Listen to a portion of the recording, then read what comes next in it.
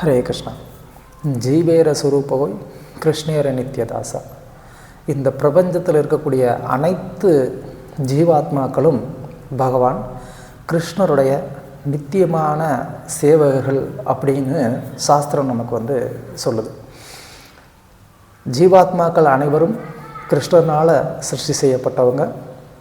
அதனால் அவங்க எல்லாருமே எப்போதும் கிருஷ்ணருக்கே சேவை செய்ய வேண்டியவர்கள். ஆனால் இந்த பௌதிக உலகத்தில் நாம் மாயைக்கு உட்பட்டிருக்கிறதுனால நம்மளை உடலுடைய அடையாளத்தின்படி நான் இந்த தேசத்தில் பிறந்தவன், இந்த ஊரில் பிறந்தவன், இந்த ஜாதியில் பிறந்தவன் அப்படின்னு சொல்லி என்ன பண்ணிக்கிறோம், நம்மளை இந்த தேகத்தோடைய ஒரு அடையாளத்தோடு நம்மளை பார்க்குறோம். ஆனால் உள்ளுக்குள்ளே இருக்கக்கூடிய ஆத்மாவுக்கு அது போன்ற எந்த விதமான ஒரு அடையாளமும் கிடையாது. அதுக்கு இருக்கக்கூடிய ஒரே அடையாளம் கிருஷ்ணனுடைய சேவகன் அப்படிங்கிறது தான். அதனால தான் இந்த கட்டுண்ட ஆத்மா எப்போ தன்னுடைய உண்மை நிலைமையை புரிஞ்சுக்கணுன்ற ஒரு முயற்சியில் அது ஈடுபடுதோ, இல்லை பகவானுடைய கருணையினாலேயோ ஒரு பக்தருடைய ஒரு கருணையினாலேயோ அந்த முயற்சிக்கான ஒரு சின்ன ஒரு ஆரம்பம் ஏற்படும்போது அந்த ஆத்மா தன்னுடைய உண்மையான நிலைமை என்ன அப்படிங்கிறத புரிஞ்சிக்க முயற்சி செய்யுது.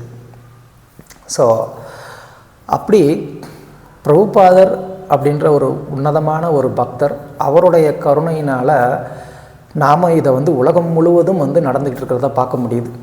உலகத்தில் பல தேசத்தில் இருக்கக்கூடிய மக்கள், பல கலாச்சாரத்தை பின்பற்றின மக்கள், அவங்க எல்லாரும் கிருஷ்ண பக்தியை எடுத்துகிட்டு அவங்க கிருஷ்ண பக்தர்களாக மாறி இருக்கிறத நம்ம பார்க்க முடியுது. அது பிரபுபாதர் இருந்தப்போ மட்டும் இல்லை, இப்பையும் பிரபுபாதருடைய கருணையினால் அவருடைய கிரந்தங்கள் மூலமாகவும் நடந்துக்கிட்டே தான் இருக்குது. ரொம்ப சமீபத்தில், அதாவது ஒரு 10-12 வருடங்களுக்கு முன்பாக நடந்த ஒரு உண்மையான ஒரு சரித்திரம் நமக்கு உண்மையிலே ரொம்ப ரொம்ப ஒரு உற்சாகத்தை கொடுக்கக்கூடிய ஒரு சரித்திரம். அது என்ன அப்படிங்கிறத நம்ம இந்த வீடியோவில் பார்க்கலாம். அஜர்பைஜான் அப்படின்னு ஒரு தேசம் இருக்குது. ரஷ்யா பக்கத்தில் இருக்கக்கூடிய ஒரு தேசம். ஸோ அங்கே பாகு அப்படின்னு சொல்லி ஒரு இடம் இருக்குது. அங்கே அகில உலக கிருஷ்ண பக்தி இயக்கத்துடைய ஒரு சின்ன கோவிலும் இருக்குது.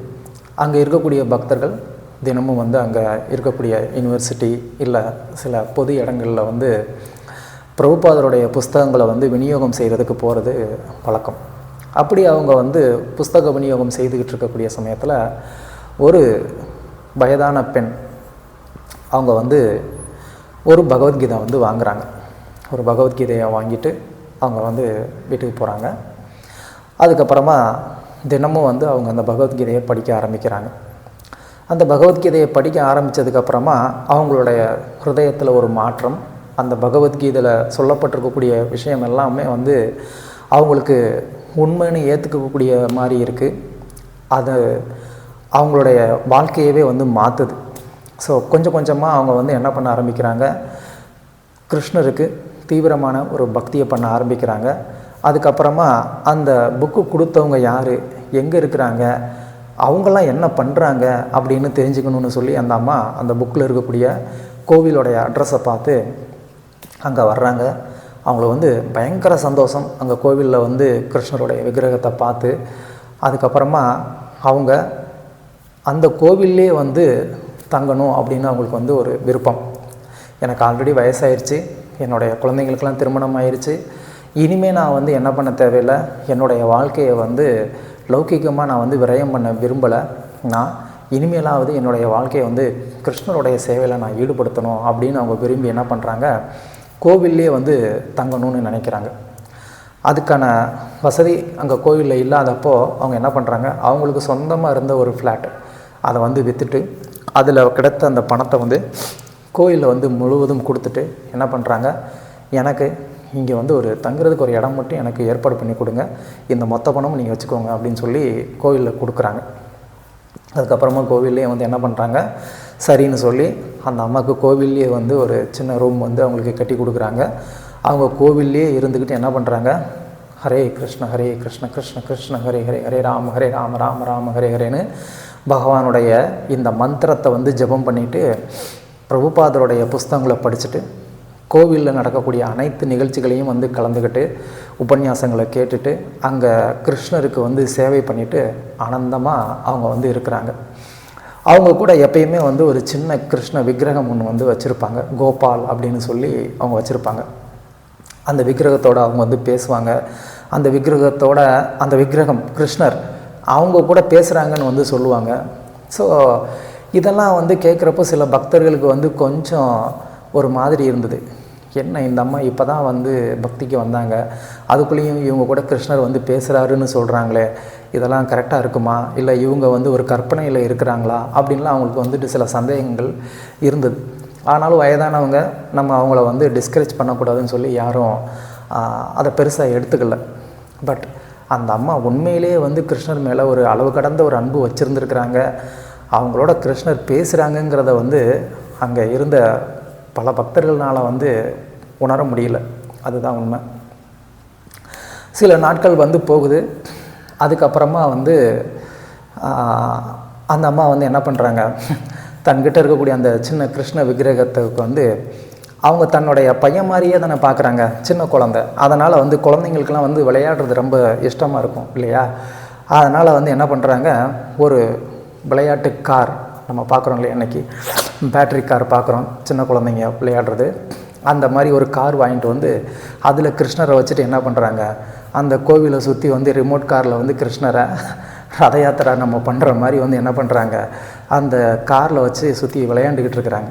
அதை பார்த்து இவங்களுக்கெல்லாம் கொஞ்சம் ஆச்சரியம், என்னம்மா பண்ணுறீங்க நீங்கள் அப்படின்னு சொல்லி. இல்லை, கோபால் குழந்தை இல்லையா, குழந்தைங்களுக்கு இந்த மாதிரி விளையாடுறதெல்லாம் ரொம்ப பிடிக்கும், பாருங்கள் அவனுக்கு ரொம்ப சந்தோஷமாக இருக்குது அப்படின்னு சொல்லி அந்த அம்மா சொல்கிறாங்க.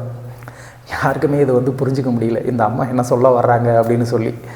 ஆனால் அந்த அம்மா கிருஷ்ணரோட ஒரு உண்மையான ஒரு அன்போட ஒரு நெருக்கமான ஒரு உறவோடு இருந்திருக்கிறாங்க அப்படிங்கிறது யாருக்கும் புரியலை. இப்படி சில வருடங்கள் அவங்க அந்த கோவிலில் வந்து இருக்கிறாங்க. அப்போது ஒரு நாள் வந்து ஒரு வீடியோ ஒன்று அவங்க பார்க்குறாங்க. அந்த வீடியோ எதை பற்றினது அப்படின்னு சொன்னால், பகவான் நரசிம்மர் நம்மளுடைய தென்னிந்தியாவில் ஆந்திர பிரதேசத்தில் பல நரசிம்மருடைய கோவில்கள் இருக்குது, அதை பற்றின ஒரு வீடியோ. அந்த வீடியோவில் பார்த்தோம் அப்படின்னு சொன்னால், நான் ஏற்கனவே வந்து பஞ்ச நரசிம்ம கஷேத்திரத்தை பற்றி வந்து வீடியோ போட்டிருக்கிறேன். மட்டப்பள்ளி, கேதவரம், வேதாத்ரி, அந்த மாதிரி வந்து சில நரசிம்ம கஷேத்திரத்தை பற்றி நான் வந்து வீடியோ போட்டிருக்கிறேன். அதில் அது மாதிரி அந்த நரசிம்ம கஷேத்திரத்தை பற்றின வீடியோலாம் அவங்க வந்து பார்த்துருக்குறாங்க. இன்னொரு வீடியோ நான் போட்டதில்லை, பல வருடங்களுக்கு முன்னாடி. ஸோ இதெல்லாம் நடந்தது ஒரு 2007. அவங்க அந்த வீடியோவெல்லாம் பார்க்குறப்போ அங்கே அந்த டைமில் அந்த கோவில்களில் அந்த அளவுக்கு சிறப்பான ஒரு வழிபாடு எதுவுமே நடக்காமல் இருந்தது. இப்போவுமே அந்த இடங்கள் வந்து ரொம்ப ஒரு இன்டீரியரான ஒரு இடம்தான். கேதவரம், மட்டப்பள்ளி இதெல்லாம் டீப் ஃபாரஸ்ட்டுக்குள்ளே இருக்கக்கூடிய ஒரு இடம்தான். இந்த வேதாத்திரியும் அந்த மாதிரி தான். ஸோ அதனால் வாரத்துக்கு ஒரு நாள் தான் வந்து என்ன பண்ணுவாங்க, பூஜாரி அங்கே போய் வந்து பகவானுக்கு சேவை பண்ணிட்டு வருவாங்க. இதெல்லாம் வந்து பார்க்குறப்போ அந்த அம்மாவுக்கு வந்து ரொம்ப மனசு வருத்தம். அச்சச்சோ, ஏன் பகவானுக்கு அங்கே சேவை பண்ணுறதுக்கு யாருமே இல்லையா, அப்படின்னா நான் போகிறேன் அப்படின்னு சொல்லி அந்த அம்மாவுக்கு வந்து ஒரு ஆசை, ஒரு ஆர்வம்.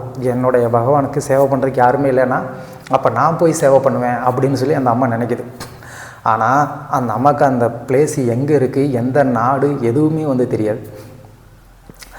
அந்த அம்மாவுக்கு எந்த மொழியும் தெரியாது. அவங்களுக்கு தெரிஞ்சதெல்லாமே வந்து அந்த அஜர்பைஜானில் பேசக்கூடிய மொழி மட்டும்தான். ஆனால் அவங்களுக்கு நான் இப்போது இந்த நரசிம்மர் கோவில் இருக்கிற இடத்துக்கு நான் போகணும் அப்படின்னு சொல்லி அவங்களுக்கு வந்து பயங்கரமான ஒரு ஆசை, ஒரு வேகம் வந்துருச்சு, நான் போயே ஆகணும் அப்படின்னு சொல்லி. அங்கே கோவிலில் இருக்கிறவங்ககிட்டலாம் சொல்கிறாங்க, நான் இந்த மாதிரி வந்து போகணும் அப்படின்னு சொல்லி. அவங்களாம் அந்த வீடியோவை பார்த்துட்டு அவங்க ஓரளவுக்கு வந்து கண்டுபிடிக்கிறாங்க, இது வந்து ஹைதராபாத், விஜயவாடா அதுக்கு நடுவில் இருக்கக்கூடிய ஒரு இடம், கிருஷ்ணா டிஸ்ட்ரிக் அப்படின்னு சொல்லி ஓரளவுக்கு கண்டுபிடிக்கிறாங்க. இந்த அம்மா அங்கே போயே ஆவேன்னு அடம் பிடிக்கிறாங்க. இந்த அம்மா எப்படி போவாங்க, அங்கே போய் எப்படி ஸ்டே பண்ணுவாங்க, லாங்குவேஜும் தெரியாமல் எப்படி சர்வே ஆவாங்க. அது மட்டும் இல்லாமல் வந்து இந்த வயசில் அங்கே போனால் இவங்கள யார் பார்த்துப்பா அது வந்து ஒரு டீப் ஃபாரஸ்ட் வேறு. ஸோ அதில் எப்படி இவங்க வாழ முடியும் அப்படின்னு சொல்லி எல்லாம் என்னென்னமோ சொல்லி வந்து அவங்கள வந்து தடுக்க பார்க்குறாங்க. இந்த அம்மா வந்து எல்லோரும் இப்படி சொல்கிறாங்களே என்ன பண்ணுறது அப்படின்னு சொல்லி ஒரு நாள் பொறுத்திருந்து அவங்க வந்து தன்னுடைய கிருஷ்ணர்கிட்டே வந்து கேட்குறாங்க. அப்போ கிருஷ்ணர் வந்து சொல்கிறாரு, நீ வந்து என்ன பண்ணு, கிளம்பி வந்து தான் ஆகணும் அப்படின்னு சொல்லி கிருஷ்ணர் அவர்கிட்ட அவங்ககிட்ட வந்து சொல்கிறார். அதனால் அந்த அம்மா ஸ்ட்ரிக்டாக வந்து முடிவு எடுத்துட்டாங்க, இல்லை என்னுடைய கோபால் வந்து வரணும்னு சொல்லிட்டான், அதனால் கண்டிப்பாக நான் போயே தான் ஆவேன் அப்படின்னு சொல்லி. அப்போ அவங்க வந்து உனக்கு அந்த இடத்த பற்றி எதுவாவது தெரியுமா, ஒன்றுமே தெரியாமல் நீ ஏன் அங்கே போகிறேங்கிற அப்படின்னு சொல்லி அவங்கெல்லாம் கேட்குறப்போ, எனக்கு எதுவுமே தெரியாமல் இருக்கலாம், ஆனால் எனக்கு தெரிஞ்சதெல்லாம் ஒன்று என் கோபால் மட்டும்தான், என்னுடைய கோபால் என்னை வான்னு சொல்லிட்டான், நான் போவேன் அப்படின்னு சொல்லி அந்த அம்மா முடிவு பண்ணிட்டாங்க. அதுக்கப்புறமா எப்படியோ வந்து ஒரு பக்தரை வந்து பிடிச்சி இந்தியாவுக்கு அவங்கள வந்து வர வச்சு, இந்தியாவிலேருந்து ஹைதராபாத்துக்கு வர வச்சு, ஹைதராபாத்லேருந்து இந்த வேதாத்ரி அப்படிங்கிற இந்த க்ஷேத்திரத்துக்கு வந்து அவங்கள வந்து கொண்டு வந்துடுறாங்க. அந்த அம்மா இந்த மாதிரி நான் மலையில் வந்து ஸ்டே பண்ணி நான் நரசிம்மருக்கு சேவை பண்ணணும் அப்படிங்கிறாங்க. பொதுவாக நம்மளுடைய தென்னிந்தியாவில் வந்து பெண்கள்லாம் வந்து கர்ப்பகிரகத்துக்குள்ளே போய் வந்து பகவானுக்கு சேவை பண்ண முடியாது, அது அவங்களுக்கு தெரியாது இல்லையா. ஆனால் இவங்க வந்து அங்கே இருக்கக்கூடிய பூஜாரிகிட்டலாம் சொல்கிறாங்க, நான் இந்த மாதிரி பண்ணணும் அப்படின்னு சொல்லி. அதுக்கு முதல்ல இந்த கிரகத்துக்கு போய் சேவை பண்ணுறது இருக்கட்டும், இந்த வயசில் நீங்கள் அங்கே மலையில் போய் எப்படி நீங்கள் ஸ்டே பண்ணுவீங்க, அங்கே ஸ்டே பண்ணுறதுக்கு எந்த வசதியும் இல்லை, தண்ணி, எலக்ட்ரிசிட்டி, சாப்பாடு எதுவுமே கிடையாது, நீங்கள் எப்படி தங்குவீங்க, அதுக்கெலாம் நான் வந்து அலோவ் பண்ண முடியாது, உங்களுக்கு ஏதாவது ஆச்சுன்னா யார் பொறுப்பு அப்படின்னு சொல்லி அவங்க மேலே இருக்கக்கூடிய ஒரு நல்ல அக்கறையில் அவங்க வந்து சொல்கிறாங்க.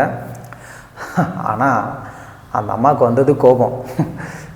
யாராவது இந்த உலகத்தில் மரணம் அடைகிறவங்கள வந்துட்டு மரணத்திலேருந்து காப்பாற்ற முடியுமா?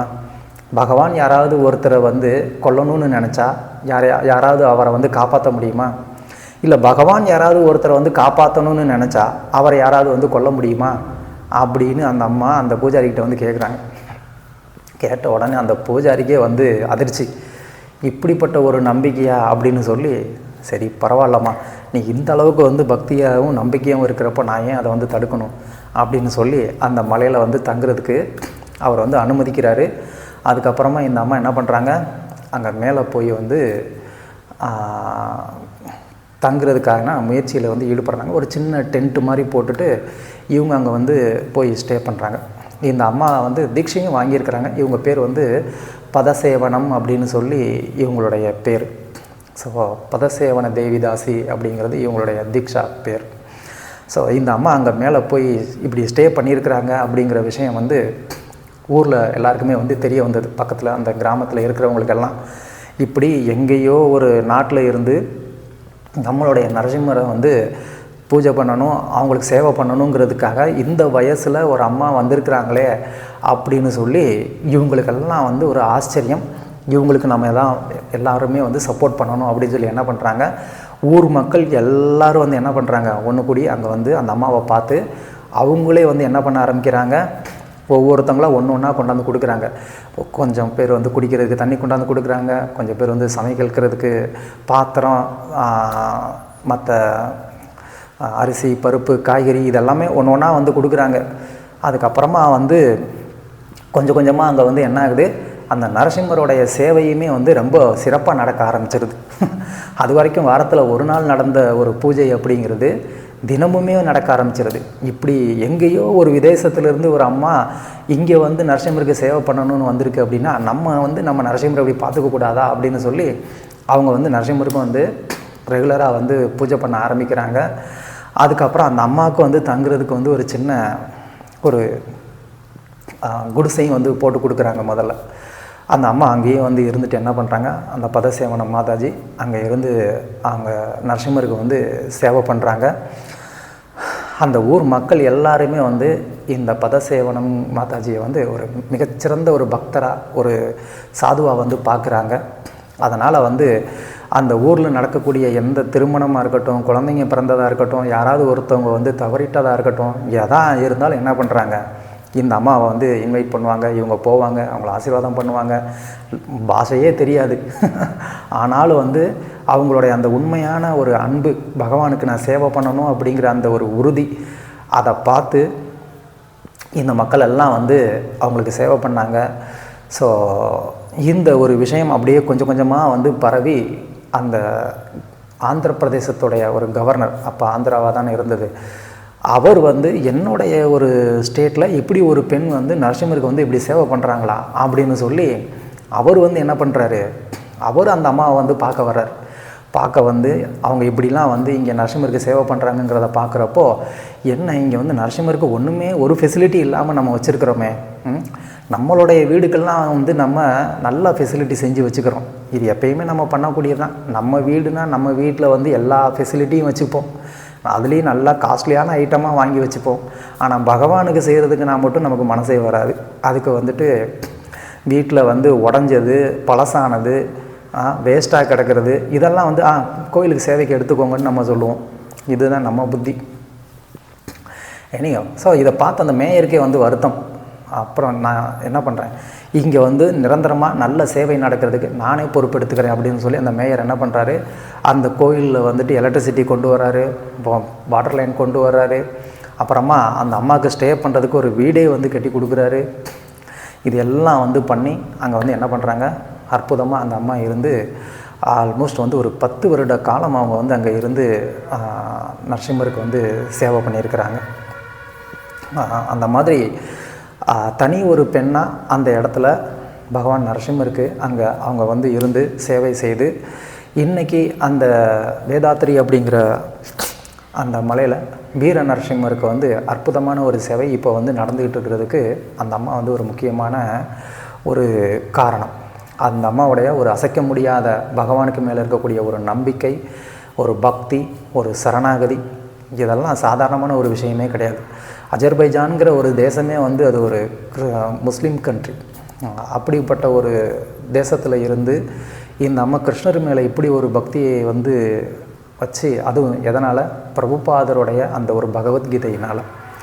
நம்ம இந்த பிரபுபாதருடைய புஸ்தகத்தை ஒருத்தருக்கு கொடுக்கணும் அப்படிங்கிறதுக்கு இது ஒரு சிறந்த உதாரணம். எப்படியாவது ஒருத்தவங்களுக்கு நம்ம பிரபுபாதருடைய பகவத்கீதை, பாகவதத்தை அவங்க வீட்டில் கொண்டு போய் சேர்த்துட்டோம் அப்படின்னு சொன்னால் எப்படினாலும் அந்த புக்கு வந்து ஒருத்தரை பக்தராக மாற்றும் அப்படிங்கிறதுல எந்த ஒரு சந்தேகமே நமக்கு வர தேவையில்லை.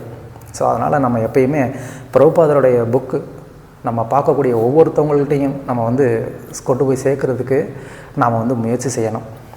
எனியோ, ஸோ இந்த அம்மா அங்கே மேலே இருந்து அந்த மலையில் இருந்து நரசிம்மருக்கு வந்து சேவை பண்ணிக்கிட்டு இருக்கக்கூடிய சமயத்தில் ஒரு நாள் சாயங்கால நேரம் வந்து என்னாச்சு, இந்த பூஜாரி அவர் சேவையெல்லாம் முடிச்சுட்டு கோயிலை பூட்டிட்டு அவர் கீழே வந்துடுவார். அந்த அம்மா அங்கேயே தான் இருப்பாங்க. அப்படி கீழே வந்துகிட்டு இருக்கக்கூடிய சமயத்தில் சத்தம் கேட்டிருக்கு, பாத்திரம் உருள்ற சத்தம் மாதிரி கேட்டிருக்கு. இந்த அம்மா வந்து சத்தமாக பேசுகிற மாதிரியான சத்தம்லாம் கேட்குது. சரி, ஏதோ ஒரு குரங்கு வந்து வந்திருக்கும் போல், பாத்திரத்தை தட்டி விட்டுருக்கும் போலன்னு நினச்சிட்டு அவர் போயிடுறாரு.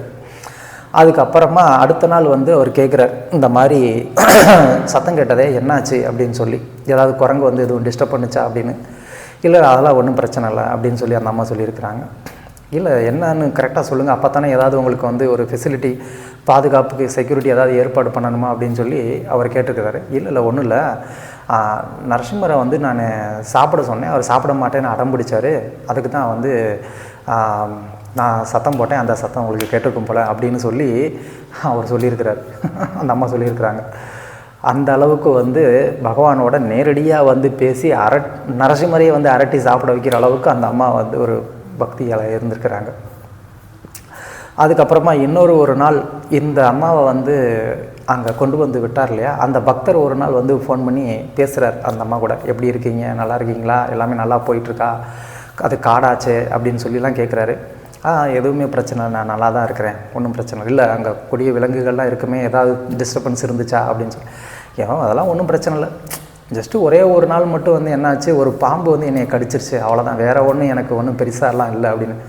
பாம்பு கடிச்சிச்சா, என்னம்மா ஆச்சு அப்படின்னு சொல்லி அந்த அவர் கேட்கும்போது நம்ம சொன்னாங்க, ஆமாம் பாம்பு கடிச்சது, நான் வந்து நரசிம்மர்கிட்ட போய் கேட்டேன், இந்த மாதிரி வந்து பாம்பு கடிச்சிருச்சு என்னைய, நீங்கள் என்ன வந்து என்னை இருக்கணும்னு விரும்புகிறீங்களா இல்லை நான் வந்து கிளம்பணும்னு நினைக்கிறீங்களா அப்படின்னு சொல்லி நான் கேட்டேன்.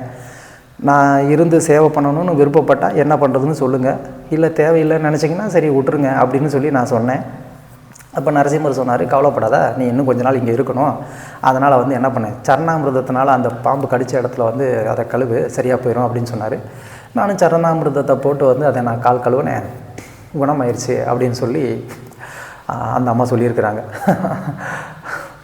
எப்படிப்பட்ட ஒரு பக்தி அந்த அம்மாவுக்கு! நரசிம்மர் கூடயே வந்து போய் பேசுகிறதுன்னு ஒன்று இருக்கட்டும், பாம்பு கடித்ததை பற்றின ஒரு கொஞ்சம் கூட ஒரு பயமே இல்லாமல், நீங்கள் விருப்பப்பட்டால் நான் இருக்கிறேன், இல்லைன்னா நான் வந்து எப்படி உங்கள் லோகத்துக்கு தானே வரப்போகிறேன் அப்படின்னு ஒரு நம்பிக்கை. இந்த பக்தியை பற்றி என்னன்னே தெரியாத ஒரு நாட்டில் பிறந்த ஒரு அம்மாவுக்கு இப்படிப்பட்ட ஒரு பக்தி எதனால் வந்துச்சு? பிரபுபாதருடைய புஸ்தகத்தினால் வந்தது. ஸோ இது அந்த அம்மா அந்த பக்தர்கிட்ட வந்து சொல்லியிருக்கிறாங்க. ஸோ இந்த அளவுக்கு அந்த அம்மா வந்து பகவான் நரசிம்மர்கிட்ட ஒரு உன்னதமான ஒரு பக்தியை கொண்டவங்க. ஒரு நாள் அந்த அம்மா இருக்கக்கூடிய வீட்டில் இவங்க நார்மலாக எல்லா சேவையும் செய்யக்கூடிய அந்த சமயத்தில் வரலையே அப்படின்னு சொல்லி அவங்க வந்து வீட்டில் போய் பார்க்குறாங்க. பார்த்தா அங்கே அந்த வீட்டில் அந்த அம்மா வந்து என்ன பண்ணுறாங்க, தான் வைத்திருந்த கோபால் அப்படிங்கிற அந்த கிருஷ்ணருடைய விக்கிரகத்துடைய பாதத்தை கட்டி பிடிச்ச மாதிரி வந்து படுத்துருக்குறாங்க. எந்த விதமான ஒரு அசைவுமே இல்லாமல் இருக்குது. அதனால் வந்து செக் பண்ணி பார்க்குறாங்க. பார்த்தா அந்த அம்மா வந்து தன்னுடைய தேகத்தை வந்து விட்டுட்டாங்க. ஸோ எந்த மாதிரியான ஒரு பாக்கியம்னு பாருங்கள். தான் வந்து இறக்கக்கூடிய அந்த சமயத்தில் பகவான் கிருஷ்ணருடைய அந்த பாதத்தை வந்து அரவணைச்சு பகவானுடைய பாதத்தில் சரணாகதி பண்ணி அவங்க தேகத்தை விட்டுருக்காங்க அப்படின்னு சொன்னால் எப்படிப்பட்ட ஒரு பக்தையாக இருப்பாங்க அப்படின்னு சொல்லி நம்ம வந்து யோசித்து பார்க்கணும். அவருக்கு வந்து தீட்சை பேரே வந்து என்ன, பதசேவனம் தேவிதாசி, கிருஷ்ணருடைய பாதங்களுக்கு எப்பயுமே சேவை செய்யக்கூடியவங்க அப்படின்னு சொல்லி. ஸோ அதே மாதிரியே தன்னுடைய மரண தருவாயில் பகவானுடைய அந்த பாதங்களையே வந்து கட்டி பிடிச்சி சரணாகதி பண்ணி அவங்க தன்னுடைய தேகத்தை வந்து விட்டுருக்குறாங்க. ஸோ 2016 அந்த அம்மா வந்து தேகத்தை விட்டுருக்குறாங்க. ஸோ அந்த மாதிரி ஒரு உத்தமமான ஒரு பக்தை அவங்க அந்த வேதாத்திரிங்கிற அந்த மலையில் பகவான் நரசிம்மருக்கு வந்து சேவை பண்ணியிருக்கிறாங்க. அங்கே பக்தர்கள் தயவுசெய்து வந்து என்ன பண்ணணும், அங்கே போய் நம்ம வந்து பகவானையும் வந்து சேவித்து அந்த பக்தையை வாழ்ந்த அந்த இடத்தையும் வந்து நம்ம சேவித்து அவங்களுடைய ஒரு அனுகிரகத்தை நாம் வந்து பெறணும். இப்படி ஒரு பக்தி வாழ்க்கையில் நமக்கும் வந்து கிடைக்கணும் அப்படிங்கிறத வந்து நம்ம பகவான்கிட்ட வந்து வேண்டிக்கணும். இதுதான் வந்து உண்மையான ஒரு சக்ஸஸ், நம்மளுடைய மனித பிறவியோடைய உண்மையான ஒரு சக்ஸஸ் அப்படின்னா இதுதான். பகவானை இறுதியில் வந்து ஸ்மரணம் பண்ணி பகவான்கிட்ட போய் சேரணும். அதுதான் உண்மையான வெற்றி. அதை விட்டுட்டு நாம் வந்து இந்த பௌதிக உலகத்தில் பணத்துக்காகவும் பேருக்காகவும் புகழுக்காகவும் சொத்துக்காகவும் இதுக்காகவே நம்ம அடிச்சுக்கிட்டு சண்டை போட்டுக்கிட்டு நம்ம வாழ்க்கையை வந்து பிரயம் பண்ணிகிட்ருக்குறோம். பகவானுக்கு மேலே அந்த ஒரு பக்தி, அன்பு, சரணாகதி இதை வளர்த்துக்கிறது தான் உண்மையான ஒரு வெற்றி. ஸோ இந்த ஒரு உத்தமமான ஒரு பக்தியோடைய சரித்திரம் கண்டிப்பாக நம்மளுடைய வாழ்க்கையில் வந்து ஒரு உற்சாகத்தை வந்து கொடுக்கும்னு நான் நம்புகிறேன். ஹரே கிருஷ்ணா.